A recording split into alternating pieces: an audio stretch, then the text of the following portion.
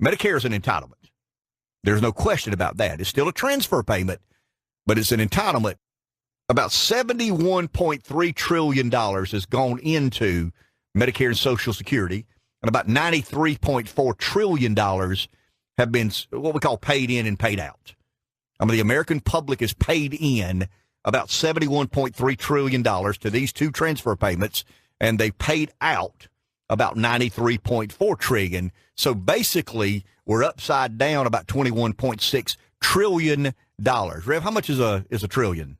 It's 1,000 billion. And a billion is? 1,000 million. That's a lot of money. Yeah. I mean, that's an unbelievable amount of money, $21.6 trillion that we're upside down in Medicare and Social Security. Now, some of these are projected with the baby boomers. This isn't real money we spent yet. Isn't that kind of ironic that is our national debt? It's the driver of the debt. I mean, I've said that for 5 years on this radio show. We're whistling past the graveyard when we talk about national debt, and we don't say Social Security and Medicare have to be reformed. That's the driver of the debt. I mean, obviously, you've got debt service. We were talking a second ago about interest rates and why the government is invested in keeping the interest rates low. You said you hadn't thought about that. But the federal government owes money to the public and private sector. It owes the Chinese government a certain amount of money. It owes the bond investors and the T-bill buyers. It owes those people a certain amount of money. We're spending about $600 billion a year on servicing our federal debt. We're not paying anything on the principal. We're simply paying a debt payment. Interest only is what you call it in my world. That's a wonderful thing for a while because it allows you to get the business deal sustainable, and then you start paying some on the principal. So we're not even paying on the principal. I mean, the $20.4 trillion of federal debt we've got, all we're doing is servicing the debt. All we're doing is paying the interest to the tune of about $600 to $650 billion a year. What if the interest rates went up 1 percentage point? I mean, that number quickly gets to $1 trillion. So the government is very invested and interested in manipulating interest rates. And I think there's a kind of an unspoken handshake that the Fed has with our federal government. And, I don't know what we do. And that goes back to what I believe has been reckless and careless and irresponsible. I understand 10 years ago when our elected officials had to make an incredibly difficult decision. Do we bail out the housing sector or not? We've got a system that was based upon liquidity, and we had companies who were illiquid because they made really, really, really bad and careless and reckless decisions. Who got well quicker than anybody? How do they get well? Through asset appreciation in the stock market. Do you believe that quantitative easing was for the assembly line worker? Do you believe the Fed, being as activist as they were, was about the construction worker in his dual-wheel pickup this morning going to the job site? No. It was all about the big wheels. It was all about J.P. Morgan, Goldman Sachs, Citibank, Bank of America, AIG, all these huge entities and enterprises who have such influence on our economy and paralleling interest on our federal government. I mean, where did Hank Paulson work before he became Treasury Secretary? Goldman Sachs. And they weren't going to let these people take it on the chin but for so long.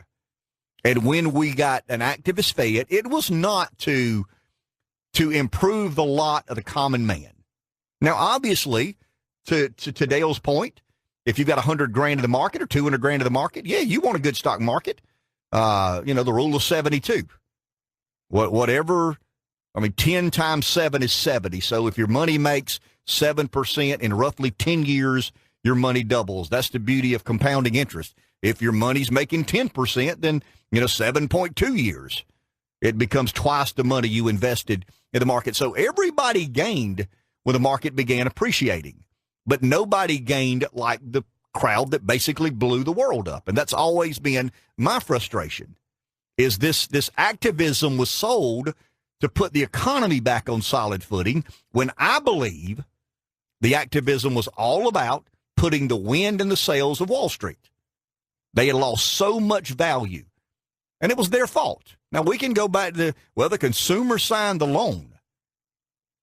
And if you really trace back past Goldman Sachs, J.P. Morgan, and these huge banks, it was government intervention. I mean, it was government policy. It was a Community Reinvestment Act that mandated to banks they make loans in certain areas to a certain sort of clientele who had no history whatsoever of being allowed and able to pay that money back. So in essence, if you want to get all the way back, and I sound like a real conservative Republican here, but if you want to peel the onion all the way back to the core, and you think about what happened, and I mean this sincerely, you want to know what happened Friday with the market selling off 666, Monday with the market selling off 1175, yesterday with the market coming back to the tune of about 560 or 70, volatility in the market, the belief that I have that the market has been of false value because, well, maybe not a false value. It is what it is. I mean, if you're willing to pay that for a stock and I'm willing to sell that for a stock, then that is indeed the price of that stock. But I would argue there were artificial conditions put in play by central banks all over the world, the Fed probably as activist as anybody. But if you go back and you really want to trace and try and understand why what happened Friday, Monday, and Tuesday happened, you can go all the way back to 2008. You can go all the way back to these banks being mandated by the federal government to lend money to people they knew did not have the capacity to pay that money back. The system broke down. An enterprise and a sector of the economy that requires liquid became illiquid, and the banks had to be bailed out.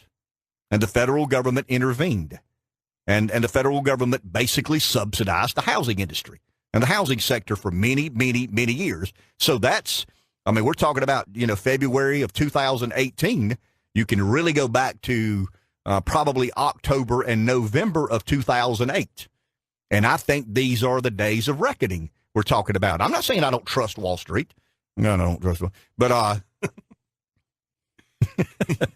I just believe that when you saw what has happened over the last 3 days, if you think a little bit and you backtrack, you can go all the way back to the Fed basically working with our elected officials and our biggest banks in America saying, hey, we got to put some energy back in this economy. How do we do it? And you print money. And you print money, and you print money, and you print money, and you make cheap money, zero interest rates, zero interest rate, quantitative easing, bond backs. That is the manipulative force I'm talking about. And that allowed, in my humble opinion, Wall Street to get way ahead of the economy. You said something earlier. Think about it. Have we lived in a dynamic economy for the last 10 years? Nope. We've lived in a struggling economy. But while we were living in a struggling and non-dynamic economy, guess what happened? Wall Street went from 6,000 to 26 or 7,000. That's a disconnect. And I think it's a disconnect as a result of government policy and an activist Fed. 843-661-0937 is the number here, and Matt joins us next. Hey, Matt, you're on. Hey, how you doing? Hey, Matt. Yeah, a lot that you guys are covering this morning. I guess looking at it, what you're talking about right there with the Fed and the banks and Wall Street, businesses use the power of government to, gain leverage over competitors and consumers of their goods and services. And I think that kind of speaks to that. I really called when I heard you talking about the insurance, and it's just my feeling that, the insurance companies have been writing the laws for so long. Here, another example of, kind of what I just mentioned. Obamacare couldn't get single payer, or, Obama couldn't get single payer because of the insurance lobby was just too strong. And then you go with Trump, his health care thing was essentially a insurance company bailout stabilization fund. I would just like to see, untether insurance from the workplace allow people to associate, allow for tax-free health savings plans that can, grow with interest as you're young, and then, the money will be there when you get older and you really need to start using it. If you don't need something in a plan and you don't have to purchase it, that reduces the cost of insurance.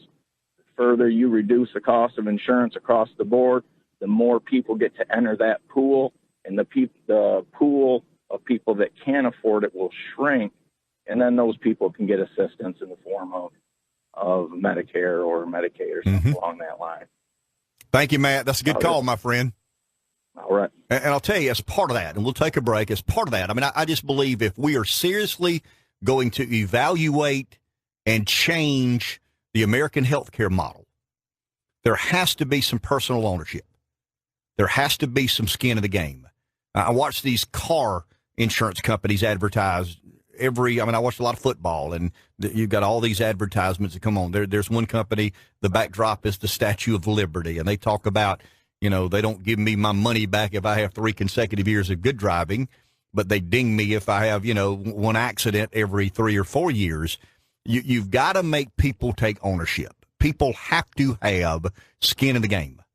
And I think that's the problem I think we've got 2 bubbles that we're in the midst of, and I think they will be monumental once they begin to unravel. I think one is healthcare. I think it's government propped up. It's government subsidized. I don't think we're having a debate about the right things, and the other student debt and higher education, the cost associated with higher education. I think when it goes to, and I'll go back to Matt's point, when it comes to healthcare, here's what I think is the most critical component of reform. If you smoke cigarettes, your health care's got to be more expensive. If you choose to eat McDonald's cheeseburgers every day, that's a personal choice. I'm not saying it's a bad choice, but there's fairly good empirical data from people that we respect about health and wellness who say you're probably better off not doing that every day. But in today's healthcare system, we don't penalize people who make irresponsible decisions, nor do we reward people who make responsible decisions. You're a good driver, you get a good driver discount. If you're a healthy person, you get a preferred or a super preferred premium on your life insurance. We've got to apply those same sorts of rules to healthcare. The people that make solid and conscientious decisions about their health and wellness should not have to pay what people who don't. And that's as simple as that. And I think that's got to be the starting point.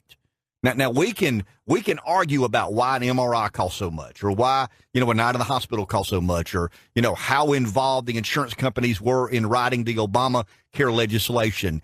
That, I'm telling you, that's like fighting a ghost. Having been in the belly of the beast a bit, I can tell you that will be a monumental battle whenever we go down that road. There's so many people that have so much at stake financially in the American healthcare system, you're not going to wave a magic wand. But I don't see how anybody of reason and logic can disagree with the premise or notion that you are responsible for your healthcare. And if you choose to do things that the public knows is unhealthy and you've been warned about, guess what? We're going to get you on the premium side. And if you do things that are in your best interest, things that we know will lead to a better and healthier lifestyle, you'll be rewarded. And right now in the American healthcare system, that was the great flaw in Obamacare. It just basically says healthy, unhealthy, it's nobody's fault. You're unhealthy. And I get that people fall through the cracks. I mean, I understand that there's some 25-year-old diagnosed with cancer. There's some 18-year-old with diabetes. I mean, I get that. It's a very imperfect world we live in. But I say it in its totality and it conceptually, there has to be some accounting for people who don't make good decisions and then people that do. And you got to penalize the people that don't and reward the people that do. That is the fundamental starting point as far as I'm concerned, because once again, America's about what? Personal responsibility. Now, we got one party in America who doesn't really believe that. They want to basically incentivize bad behavior and decentivize good behavior. I don't think that makes any sense whatsoever. So the American healthcare model, if we believe what we were founded upon, would penalize people who make bad decisions and reward people that do. Take a break. Back in a minute. Thanks to McCall Farms. Good morning, PD Live 95.